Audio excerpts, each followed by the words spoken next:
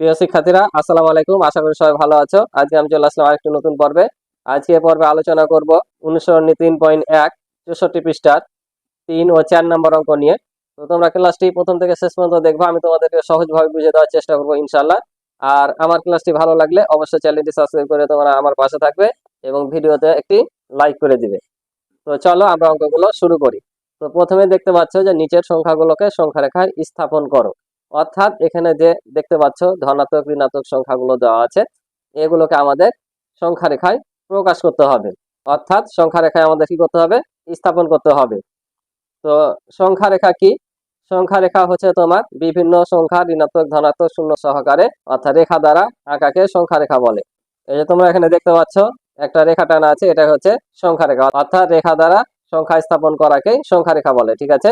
অর্থাৎ একটা রেখার উপর সংখ্যা স্থাপন করাকেই সংখ্যা রেখা বলে। তো এভাবে আমাদেরকে এই জিনিসগুলো এখানে উপস্থাপন করতে হবে। তো চলো প্রথম অঙ্ক আমি তোমাদের সমাধান করে দিই, তাহলে তোমরা আরো ক্লিয়ার হবা। তো দেখো 3-এর ক নিয়ে আমি প্রথমে আলোচনা করি। এখানে +5 দেওয়া আছে। তো আমি একটু বলে দিই যে এই সংখ্যাগুলোতে ঋণাত্মক এবং ধনাত্মক নামে কথা আছে। ধনাত্মক সংখ্যা কোনগুলো? পূর্ণ সংখ্যা। পূর্ণ সংখ্যা আমি আলোচনা করেছি যে শূন্য সহকারে ঋণাত্মক এবং ধনাত্মক সকল সংখ্যাকে কি বলে? পূর্ণ সংখ্যা বলে।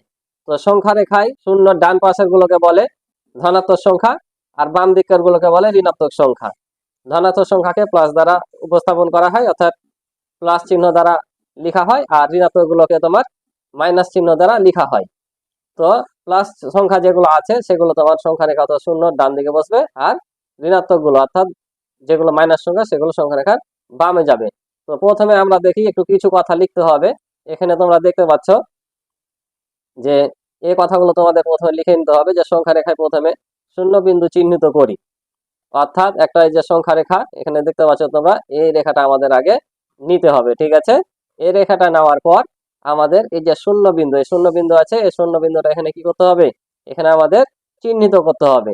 তো শূন্য বিন্দু চিহ্নিত করলাম। তারপর সংখ্যা রেখার শূন্য এর ডানে ধনাত্মক সংখ্যা এবং শূন্য এর বামে ঋণাত্মক সংখ্যা অবস্থান করে। অর্থাৎ দেখতে পাচ্ছ যে শূন্য ডান দিকে সব কি সংখ্যা? প্লাস সংখ্যা। এগুলোতে প্লাস না দিলেও চলে।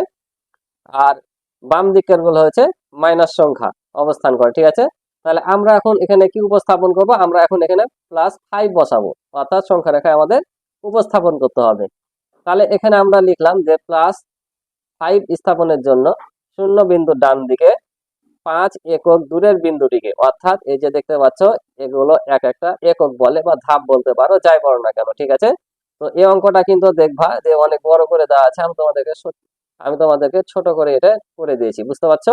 তাহলে +5 স্থাপনের জন্য শূন্য বিন্দু ডান দিকে 5 একক দূরের বিন্দুটিকে গার গোল চিহ্ন দ্বারা আবদ্ধ করি। এই যে দেখতে পাচ্ছ শূন্য থেকে 1 2 3 4 5, এই 5 ধাপ আমরা কি অর্থাৎ একক দূরে গিয়ে গোল চিহ্ন দিয়ে আবদ্ধ করলাম। ঠিক আছে? তাই বলছে গার গোল চিহ্ন দ্বারা আবদ্ধ করি। তাহলে এই বিন্দুটি হবে +5 এর অবস্থান। বুঝতে পারছো? তাহলে এটাই হবে কি তোমার +5 এর অবস্থান। তাহলে তোমরা এইটুকু কথা লিখবা। আমি তোমাদেরকে ছোট্ট করে লিখে দিয়েছি যে সংখ্যা রেখায় প্রথমে শূন্য বিন্দু চিহ্নিত করি। সংখ্যা রেখার শূন্য এর ডানে ধনাত্মক সংখ্যা এবং শূন্য এর বামে ঋণাত্মক সংখ্যা অবস্থান করে। +5 স্থাপনের জন্য শূন্য বিন্দু ডান দিকে 5 একক দূরে বিন্দুতে গার চিহ্ন দ্বারা আবদ্ধ করি। তাহলে এই বিন্দুটি হবে +5 এর অবস্থান। অর্থাৎ এটাই আমাদের সংখ্যা রেখা যে উপস্থাপন করতে বলেছিল, এটাই আমাদের হচ্ছে সেই অঙ্ক। আশা করি তোমরা বুঝতে পারছো। এভাবে যে বাকি অঙ্কগুলো আছে সেম এভাবে করতে হবে। শুধু জাস্ট এই যে সংখ্যাগুলো দেখতে পাচ্ছ, এই সংখ্যাগুলো শুধু চেঞ্জ করে দিলে হয়ে যাবে। মাইনাস হলে এখানে ডানে লিখেছি, বামে হবে। আর প্লাস হলে কি হবে? ডানে হবে। এই তো প্লাস হলে ডানে, মাইনাস হলে বামে। আর কোনো চিহ্ন তো নাই। তো দেখো পরটা আমি তোমাদের দেখাই, সেম একেবারে একই রকমই। তো পরটা দেখো -10। তাহলে এবার কি হবে? সব লেখাগুলো একই রকম থাকবে, শুধু তোমার এই লেখাগুলো এখানে একটু চেঞ্জ হবে। এগুলো সব ঠিক থাকবে, শুধু শুধু এখানে যে প্লাস ছিল এগুলোতে এগুলোতে শুধু এখন কি হয়ে যাবে? এই যে মাইনাস হয়ে যাবে। ঠিক আছে? লেখাগুলো সব একই। দেখো সংখ্যা রেখায় প্রথমে শূন্য বিন্দু চিহ্নিত করি। সংখ্যা রেখায় শূন্য এর ডানে ধনাত্মক সংখ্যা এবং শূন্যের বামে ঋণাত্মক সংখ্যা অবস্থান করে। যতগুলো আছে এই সিরিজের অঙ্ক সব কিন্তু এই পর্যন্ত একই রকম হবে। এই জায়গাতে এসে শুধু চেঞ্জ হবে যে -10 স্থাপনের জন্য শূন্য বিন্দুর বাম দিকে 10 একক দূরে বিন্দু থেকে গাঢ় গোল চিহ্ন দ্বারা আবদ্ধ করি। তাহলে এই বিন্দুটি হবে -10 এর অবস্থান। তাহলে দেখো এই যে শূন্য বিন্দু চিহ্নিত করেছি। তারপর এই যে বাম দিকে একক, 1 একক, 2 একক, 3 একক করে আস্তে আস্তে এই যে +10 এসছে, এই যে -10 এসছে, এটাই হচ্ছে -10 এর অবস্থান। বুঝতে পারছো? একই রকম অঙ্ক, আশা করি বুঝেছো। তারপরে পরেরটা দেখো, দেখো সব সেম, লেখাগুলো একই আছে, শুধু এখানে +8 হয়ে গেছে।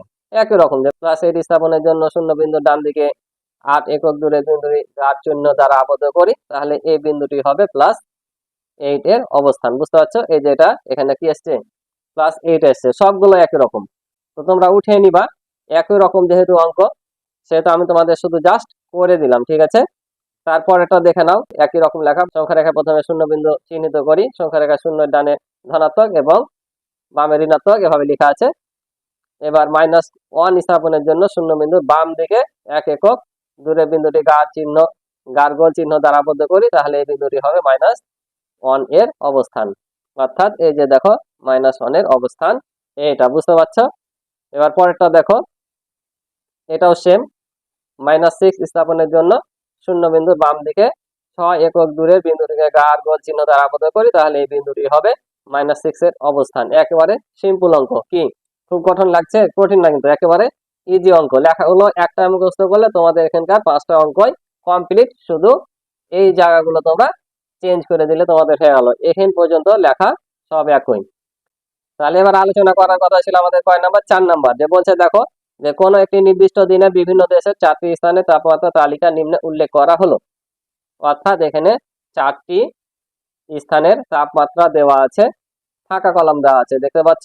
এখন নিচের গুলো প্রশ্ন বলছে বিভিন্ন স্থানের তাপমাত্রা উপযুক্ত চিহ্ন সহকারে পূর্ণ সংখ্যায় উপরের ফাঁকা কলামে লিখো। অর্থাৎ এই যে ফাঁকা কলাম দেখতে পাচ্ছ, উপযুক্ত চিহ্ন সহকারে, চিহ্ন সহকারে মানে কি, আমরা যে ধনাত্মক আর ঋণাত্মক সংখ্যা বলি না, প্লাস মাইনাস, এগুলোই আমাদের প্লাস মাইনাস দ্বারা বসাতে হবে। তারপরটা আমরা পরে বুঝাচ্ছি ওটা। তারপর নিচে কি আছে দেখেনি, বলছে নিচের সংখ্যা রেখে উল্লেখিত সংখ্যাগুলো দ্বারা তাপমাত্রা দেখানো হয়েছে। অর্থাৎ এটা তাপমাত্রা দেখানো হয়েছে। এইটার আবার এই ক্ষয়ের প্রশ্ন আবার এই তিনটা, যে তাপমাত্রা অনুযায়ী উপরোক্ত স্থানগুলোর নাম সংখ্যা রেখায় লেখো। তারপর কোন স্থানটি সবচেয়ে শীতল, যে সকল স্থানের তাপমাত্রা 10 ডিগ্রি সেলসিয়াসের বেশি সে সকল স্থানের নাম লিখো। তো আমি এগুলো করাবো ধাপে ধাপে। তো আমি প্রথমে ক নাম্বারের উত্তর দিই তোমাদের। বলছে বিভিন্ন স্থানে তাপমাত্রা উপযুক্ত চিহ্ন সহকারে পূর্ণ সংখ্যার উপরে ফাঁকা কলমে লিখো। তাহলে আমাদের এটা ফাঁকা কলম লিখতে হবে। তো চলো আমি তোমাদেরকে সরাসরি অঙ্ক করে বুঝিয়ে দিই। তো দেখো ক নাম্বারে আমি লিখে নিলাম যে বিভিন্ন স্থানে তাপমাত্রা উপযুক্ত চিহ্ন সহকারে পূর্ণ সংখ্যায় ফাঁকা কলমে লিখা হলো। তাহলে ফাঁকা কলমে আমি এই যে লিখবো এখন, ঠিক আছে। আমি কলমটা এখানে উঠাইলাম।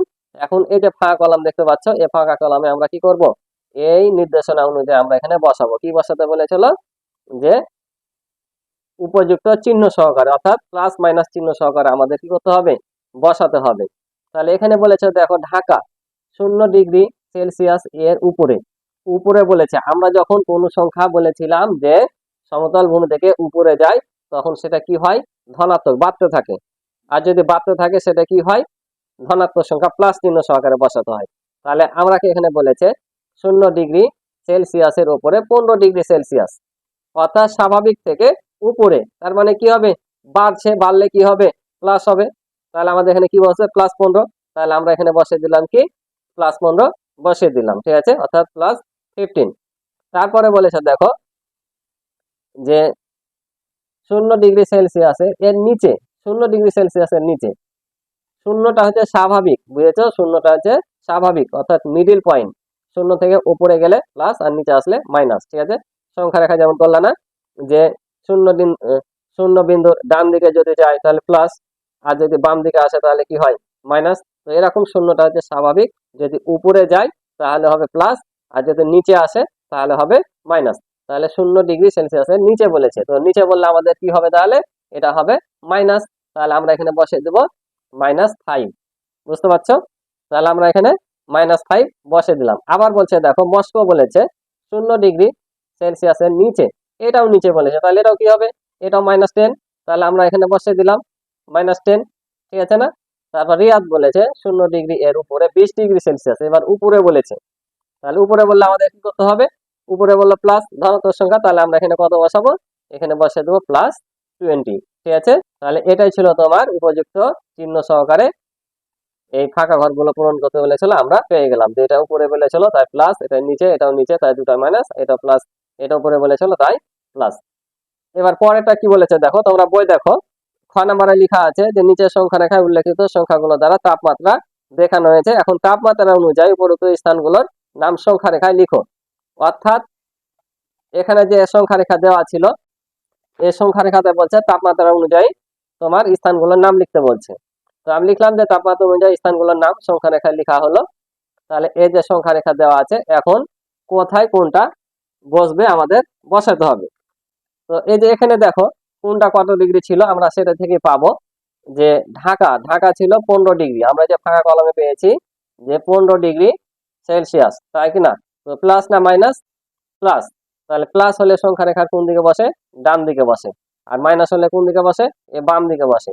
তাহলে ঢাকা যেহেতু 0 ডিগ্রি, এর উপরে 15 ডিগ্রি সেলসিয়াস, তাহলে কোন দিকে হবে সংখ্যা রেখায়? ধনাত্মক এই সাইডে হবে, অর্থাৎ সংখ্যা রেখা ডানে হবে। তাহলে ডানে কত ডিগ্রি? 15। তাহলে এই যে এখানে 15 দেখতে পাচ্ছ, এখানে আমরা কি লিখে দেবো? ঢাকা। এই যে আমরা এখানে লিখে দিলাম ঢাকা। তারপরে আবার কাঠমান্ডু ছিল যে -5 ডিগ্রি, অর্থাৎ -5। তাহলে -5 কোন পাশে আছে? এই যে সংখ্যা রেখার বামে। তাহলে আমরা এখানে কি লিখে দেবো? কাঠমান্ডু। শুধু এখানে আমাদের নামটা লিখে দিলে জাস্ট হয়ে যাবে। তাহলে আমরা এখানে কাঠমান্ডু লিখে দিলাম। তারপরে কি আছে দেখো, মস্কো। মস্কো কত? -10। তাহলে কোন দিকে বসবে? সংখ্যা রেখার বামে। এই যে -10 দেখতে পাচ্ছ, এখানে বসবে। তাহলে আমরা এখানে কি লিখে দেবো? মস্কো। বুঝতে পারছো? শুধু নাম কিন্তু বসাতে বলেছিল, তাই নামটা এখানে বসাতে হবে। তারপর আছে রিয়াদ। রিয়াদ কত? +20। তাহলে প্লাস কোন দিকে? এই যে সংখ্যা রেখার ডানে, অর্থাৎ এটা হবে আমাদের রিয়াদ। তাহলে দেখো আমাদের তাপমাত্রা অনুযায়ী স্থানগুলোর নাম সংখ্যা রেখা লিখতে বলেছিল, আমরা কিন্তু লিখে দিলাম। বুঝতে পারছো? তারপরে কি বলেছে দেখো, তারপরে বলেছে যে কোন স্থানটি সবচেয়ে শীতল? কোন স্থানটি সবচেয়ে শীতল? এখন বলো তো, যে 0 যদি স্বাভাবিক তাপমাত্রা হয়, তাহলে 0 চাইতে যখন উপরে বাড়বে এক এক করে, তার মানে কি আমাদের তাপমাত্রা যত উপরে যাবে ধনাত্মক হবে, প্লাস আকারে বাড়বে, তত কি হবে? তাপমাত্রা বাড়বে না? যত উপরে যাবে -0 থেকে যত উপরে যাবে তাপমাত্রা বাড়বে। যেমন শীতের সময় কম হয়, গরমের সময় বেশি। দেখো না 28, 30, 40 করতে করতে তোমার 41, 42 পর্যন্ত গরমের সময় তাপমাত্রা উঠে। তার মানে যদি বাড়ে, তাহলে যত তাপমাত্রা বাড়বে তত গরম, আর যত কমবে তত শীতল। তাহলে আবার যখন 30, 25, তারপর হচ্ছে তোমার 10, এভাবে কমতে কমতে আসবে, 0 নিচে নেমে যাবে। তার মানে কি আরো মাইনাস। ঠিক আছে না? তার মানে ধনাত্মক সংখ্যা যত উপরে বাড়ে তত বেশি, আর ঋণাত্মক সংখ্যা যত সংখ্যা রেখা থেকে বাম দিকে যায় তত কমতে থাকে। বুঝেছো? তাই আমি বলি সবচাইতে বড় ধনাত্মক সংখ্যা অসীম, আর ছোট সংখ্যা হচ্ছে 1। সবচাইতে বড় ঋণাত্মক সংখ্যা হচ্ছে 1, আর ছোট ঋণাত্মক সংখ্যা হচ্ছে অসীম। কি বললাম? ধনাত্মক সংখ্যা সবচাইতে ছোট 1 আর বড় অসীম, আর ঋণাত্মক সংখ্যা সবচাইতে বড় হচ্ছে -1 আর সবচাইতে ছোট হচ্ছে অসীম। তার মানে আমরা যত 0 থেকে নিচে আসবো, অর্থাৎ তোমার বাম দিকে যাব, নিচে বলো আর বাম দিকে বলো, তত আমাদের তাপমাত্রা কমতে থাকবে, তত শীতল হতে থাকবে। তাহলে এখানে দেখো, এখানে আছে 2টা মাইনাস। 20-এর চাইতে তো 15 তাপমাত্রা কম, আবার 15 চাইতে 5-এর কিন্তু আরো কম, 10-এর আরো কম। অর্থাৎ আমি বললাম না যে যত তুমি সংখ্যা রেখার নিচ দিকে যাবা বা বাম দিকে যাবা, তত কিন্তু ছোট সংখ্যা এবং তাপমাত্রা কমতে থাকবে। অর্থাৎ এই যে দেখতে পাচ্ছ, এই জায়গাটা হচ্ছে এর তাপমাত্রা সবচাইতে কি কম। আর এর তাপমাত্রা যদি সবচাইতে কম হয়, তাহলে এই যে স্থানটাই সবচাইতে কি শীতল, অর্থাৎ মস্কো সবচাইতে শীতল। এখানে যত বড় মাইনাস সংখ্যা থাকবে ততই হবে তোমার তাপমাত্রা কম এবং শীতল। বুঝতে পারছো? তার মানে আমাদের এখানে উত্তরটা কি হবে? যে কাঠমান্ডু সবচেয়ে শীতল। আশা করি বুঝতে পারছো। পর আর একটি অঙ্ক আছে দেখো, বলছে যে সকল স্থানের তাপমাত্রা 10 ডিগ্রি এর বেশি সে সকল স্থানের নাম লেখো। যে সকল স্থানের তাপমাত্রা 10 ডিগ্রি সেলসিয়াসের বেশি, তাহলে 10 ডিগ্রি সেলসিয়াস দেখো কোথায় আছে। এই যে 10 ডিগ্রি তাপমাত্রা চাইতে বেশি আছে একটা ঢাকা 15 ডিগ্রি, আর একটা আছে রিয়াদ। এগুলো তো মাইনাস, এগুলো তো এমনিতেই কম। তাহলে 10 ডিগ্রি তাপমাত্রা সবচাইতে বেশি স্থান হচ্ছে একটা ঢাকা, আর একটা হচ্ছে রিয়াদ। তাহলে আমরা এখানে কি করব? আমরা এখানে লিখে দেবো যে সকল স্থানের তাপমাত্রা 10 ডিগ্রি সেলসিয়াসের বেশি সে সকল স্থানের নামগুলো হলো, একটা হচ্ছে ঢাকা আর একটা হচ্ছে রিয়াদ। ঢাকা ও রিয়াদ। তো এই ছিল আমাদের অঙ্ক। তো আশা করি তোমরা অঙ্কগুলো বুঝেছো। তো আজকে এই পর্যন্ত, দেখা হবে পরবর্তী পর্বে পরের অঙ্কগুলো নিয়ে। আজকে এ পর্যন্ত, ভালো থাকো, সুস্থ থাকো। আল্লাহ হাফেজ।